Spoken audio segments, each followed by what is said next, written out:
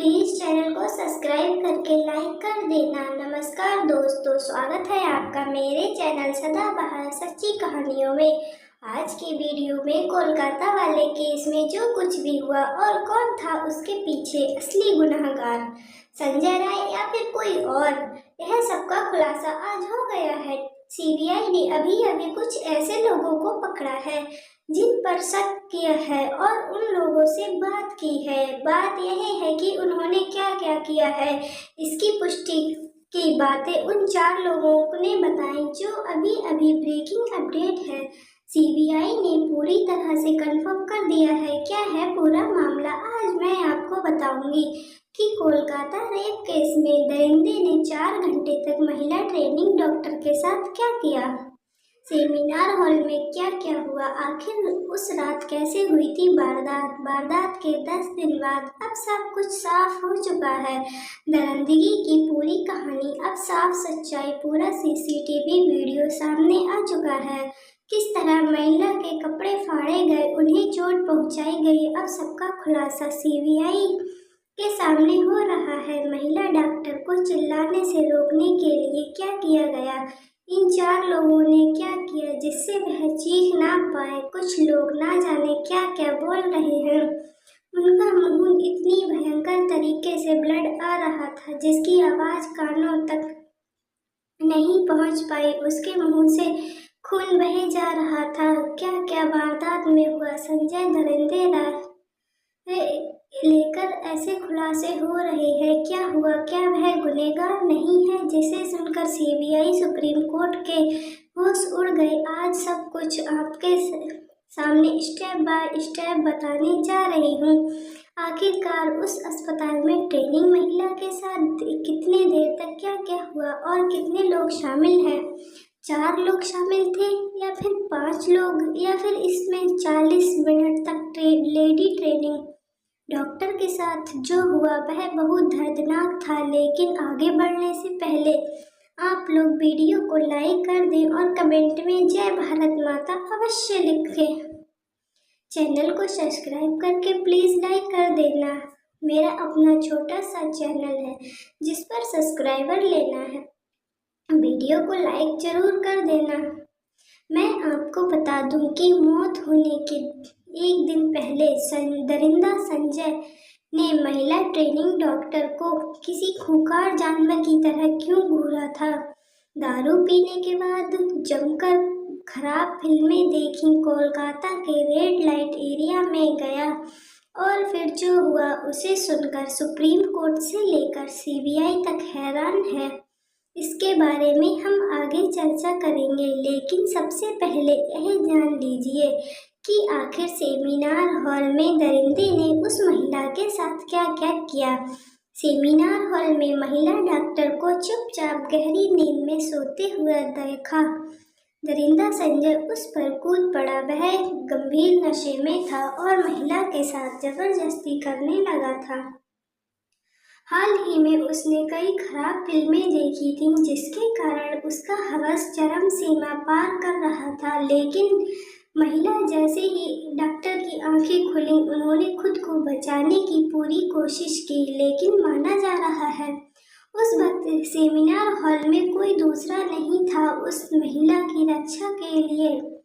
लेकिन महिला ने खुद की रक्षा के लिए किसी को पास बुलाने के लिए, मदद के लिए जोर जोर से चिल्लाने लगी। महिला की तेज आवाज सुनकर संजय और भी ज्यादा आक्रामक हो गया। मुंह और गले को लगातार दबाया जा रहा था जिससे थायराइड कार्टिलेज टूट गया था। लेकिन महिला ने फिर भी हार नहीं मानी। उन्होंने पूरी ताकत से अपनी आवाज को तेज किया, लेकिन इसके बाद संजय ने उसके सर को दीवार से सटा दिया गया जिससे वह चिल्ला ना सके, और दरिंदे ने महिला पर तेज प्रहार करने शुरू कर दिए जिसके कारण होठ, उंगलियां और बाएं पैर में गंभीर चोटें आईं।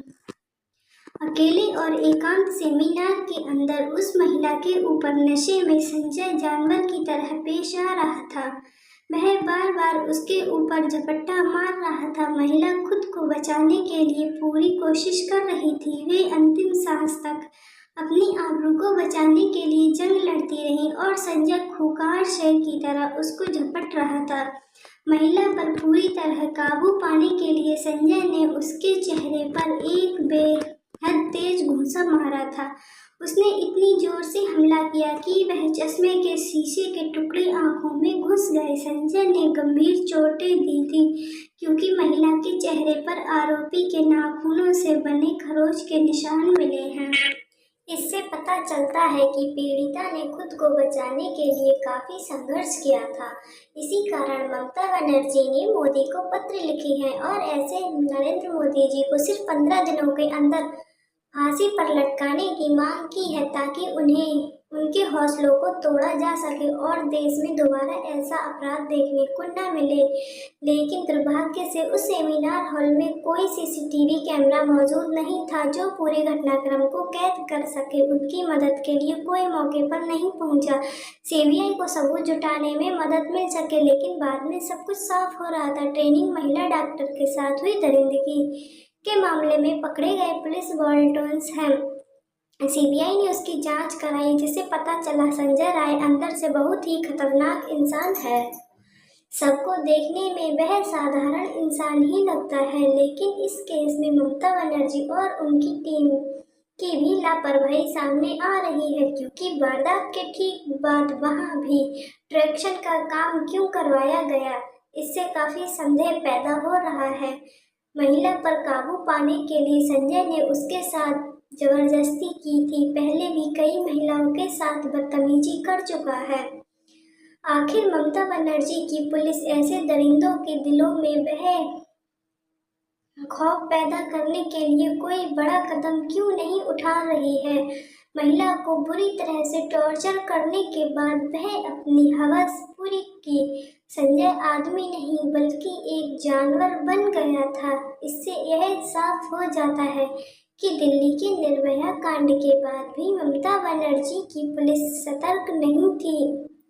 दोस्तों, आगे की कहानी मैं आपको बताऊंगी। इससे पहले प्लीज़ आप चैनल को सब्सक्राइब कर लीजिए और कमेंट में बता दीजिए और कमेंट में आप वंदे भारत जरूर लिखना। सीबीआई के लिए सेमिनार हॉल में सबसे बड़ा रहस्यमय स्थल बन गया है। सीबीआई अलग अलग तरीके से अलग अलग टीमों में इस सेमिनार हॉल से सबूत इकट्ठे करने के लिए 10 से अधिक बार यहाँ का दौरा कर चुकी है। सेमिनार हॉल में घटना घटने के बाद भी वहाँ पर घर की मरम्मत करवाई गई, जिसमें कई अहम सबूत मिट जाने की आशंका जताई जा रही है। सीबीआई टीम की जांच बार बार सेमिनार हॉल पर अटक रही है। सीबीआई के पास अपराध स्थल पर उसकी मौजूद सबूत है, लेकिन अभी तक भी वैज्ञानिक टेस्ट के नतीजे पर है। लेकिन अब जान लीजिए, आरोपी संजय राय पर शिकंजा कसता जा रहा है। इस बात की पूरी उम्मीद की जा रही है कि उसे फांसी की सजा दिलाई जाएगी। सीसीटीवी फुटेज के उसके अपराध के कबूलनाम और फॉरेंसिक सब हो तो उसे पता चलता है कि अपराध एक दिन पहले वह 31 साल की लेडी डॉक्टर को आसपास मौजूद था। कोलकाता पुलिस की पूछताछ के दौरान आरोपी संजय ने कबूल किया था कि उसके साथ अपराध 8 अगस्त एक दिन पहले 8 अगस्त को पीड़िता को चेस्ट मेडिसिन वार्ड में देखा था। यानी वह एक दिन पहले ही किसी की तरह शिकारी की तरह महिला का पीछा कर रहा था। बर्ड के सीसीटीवी फुटेज से यह भी पुष्टि होती है कि संजय राय की अस्पताल में आसानी से पहुंच थी। वारदात के एक दिन पहले संजय राय 8 अगस्त को सुबह करीब 11 बजे देखा गया था। उस समय महिला उसके 4 अन्य जूनियर डॉक्टर्स वार्ड में मौजूद थे। सूत्रों ने कहा कि सीसीटीवी फुटेज में रायपुर डॉक्टर की ओर गुट देखा जा सकता है। लेकिन अब जान लीजिए कि वारदात के पहले कोलकाता के रेड लाइट एरिया सोनागाछी में वह क्यों गया था। संजय राय अपनी एक दूसरे साथी के साथ 8 अगस्त की रात सोनागाची गया था। यह उत्तरी कोलकाता का एक रेड लाइट एरिया है। पता चलता है कि इस रात को आरोपी ने शराब पी रखी थी। वह सोनागाची पहुंचने पर राय का साथी कोठी के अंदर घुस गया जबकि संजय बाहर खड़ा रहा। सोनागाची के बाद दोनों करीब रात 2 बजे दक्षिण कोलकाता के एक और रेड लाइट एरिया में चेतला में गए और यहाँ भी वही घटनाक्रम हुआ। संजय ने नशे की हालत में वहां से गुजर रही एक महिला को भी छेड़ा था। उसने एक महिला को फोन करके उसकी पिक्चर भी मांगी थी। संजय राय का साथी किराए की कमर्शियल बाइक को लेकर घर चला गया, लेकिन वह अपराध को अंजाम देने के लिए अस्पताल पहुंच गया। संजय को सुबह करीब 3:30 पर अस्पताल के आसपास घूमते हुए देखा गया था। संजय नशे की हालत में था। ऑपरेशन थिएटर में दरवाजा तोड़कर वह अंदर घुसा। सुबह करीब 4:30 बजे अस्पताल के इमरजेंसी वार्ड में पहुंचा और फिर सीधे तीसरी मंजिल सेमिनार हॉल में चला गया। पुलिस पूछताछ के दौरान संजय ने कबूल किया कि उसने ट्रेनिंग डॉक्टर को तब तक देखा जब तक वह गहरी नींद में थी। सूत्रों के मुताबिक उसने पुलिस के सामने कबूल किया कि वह उस पर कूद पड़ा और उसके साथ बलात्कार किया। क्राइम वाली रात वारदात के ठीक पहले करीब 11 बजे संजय राय शराब पीने के लिए अस्पताल के पीछे एक जगह गया था और वहां शराब पीते हुए वह गंदी फिल्में भी देख रहा था।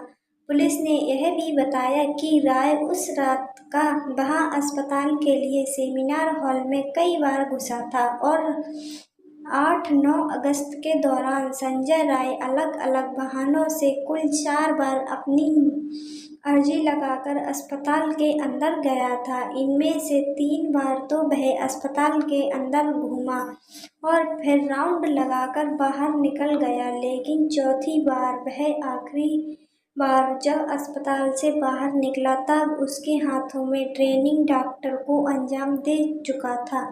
जैसा कि हमने आपको बताया, संजय वाली वारदात की रात अस्पताल के पास एक रेड लाइट एरिया भी गया था और वहां लौटते हुए उसने रास्ते में एक लड़की को छेड़ा था। यह उसने महिला को फोन पर कहा था और उसके अच्छे व्यवहार नहीं किया था। इससे पता चलता है कि उसकी हवस की भूख की कोई मामूली नहीं थी। ऐसे लोगों के साथ क्या करना चाहिए? अपनी राय कमेंट में नीचे जरूर बताएं। दोस्तों, इस कहानी से यहीं पर ख़त्म करते हैं। आगे की खबर आएगी तो हम आपको ज़रूर सूचित करेंगे, इसीलिए इस चैनल को सब्सक्राइब अवश्य करें और जल्दी ही हम आपसे अगली कहानी में मिलेंगे। तब तक के लिए वंदे भारत, वंदे मातरम, जय हिंद।